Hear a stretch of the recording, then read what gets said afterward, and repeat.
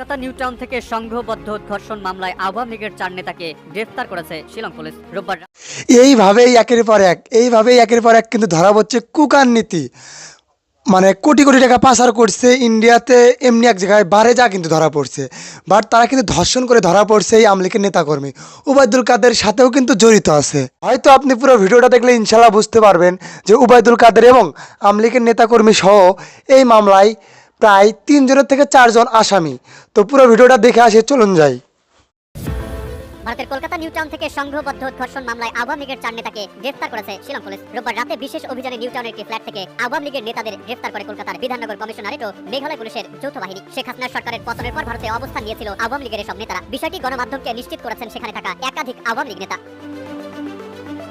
Shillong police সূত্রে জানা গেছে, আওয়ামী লীগের নেতারা সিলেট থেকে পালিয়ে শিলংয়ে অবস্থান করছিল। এ সময় তাদের আবাসস্থলে ধর্ষণের ঘটনা ঘটে। এই ঘটনায় ভুক্তভোগী শিলং থানায় 6 জনকে আসামি করে একটি মামলা দায়ের করেন। এই মামলায় 4 জনকে কলকাতায় গ্রেফতার। দেখুন, যেটুকু তথ্য আমরা পেয়েছি তাতে দেখা যাচ্ছে যে মেঘালয়ের শিলং পুলিশ গতকাল অর্থাৎ রোববার নিউ টাউন থেকে 4 জনকে গ্রেফতার করে আওয়ামী লীগের চেয়ারম্যান অ্যাডভোকেট নাসিরউদ্দিন খান, সিলেট মহানগর যুবলীগের সভাপতি আলম খান মুফতি, সিলেট মহানগর যুবলীগের সহ সভাপতি রিপন ও সিলেট মহানগর আওয়ামী লীগের সদস্য ইলিয়াস আহমেদ জুয়েল। পলাতক 2 জন হলেন সিলেট জেলা স্বেচ্ছাসেবক লীগের সভাপতি আফসার আজিজ ও সাধারণ সম্পাদক দেবাংশু দাস মিঠু। শিলং পুলিশের একটি নির্ভরযোগ্য সূত্র থেকে জানা গেছে, আওয়ামী লীগের নেতারা সিলেট থেকে পালিয়ে শিলংয়ে অবস্থান করার সময় সেখানে একটি ধর্ষণের ঘটনা ঘটেছে।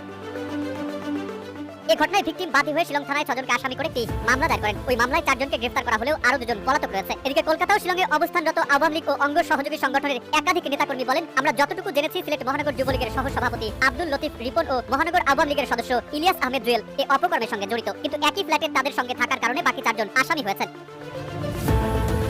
নাম প্রকাশ না করা শর্তে সিলেটের জেলা আওয়ামী লীগের শীর্ষ 2 নেতা বলেন, শিলংয়ের মুভমেন্ট পাস নিয়ে সংশ্লিষ্ট থানায় না জানিয়ে কলকাতায় চলে যাওয়ায় তাদের গ্রেফতার করা হয়েছে। তবে একাধিক সূত্র জানায়, দেশ ছেড়ে পালানোর পর শিলংয়ে ছিলেন নাসিরউদ্দিন খান সহ 6 জন। গত 1 ডিসেম্বর তারা শিলং ছেড়ে কলকাতায় চলে যান। কলকাতায় অবস্থানরত আওয়ামী লীগের এক নেতা জানায়, শিলং ছেড়ে কলকাতায় আসার সময় তারা স্থানীয় থানায় অবগত করে আসেননি। পরে ওই ফ্ল্যাটে গিয়ে পুলিশ খোঁজ নিলে ফ্ল্যাট কর্তৃপক্ষ তাদের থানায় যোগাযোগের জন্য বলেন, কিন্তু কলকাতা থেকে শিলংয়ের দূরত্ব বেশি হয় তারা আবার সেখানে গিয়ে স্থানীয় থানায় পুলিশের কাছে বিষয়টি অবগত করেনি।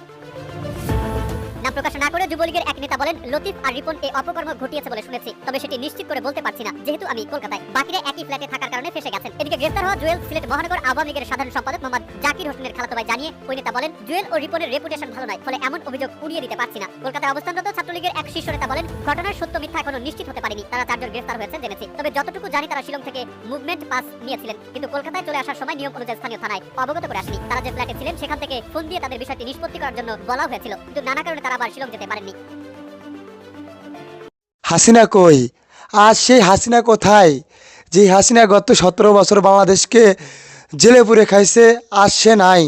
আজ আওয়ামী লীগের নেতাকর্মীরা ধরা পড়ে ধর্ষণ করে, আজ ছাড়াতে আসে না।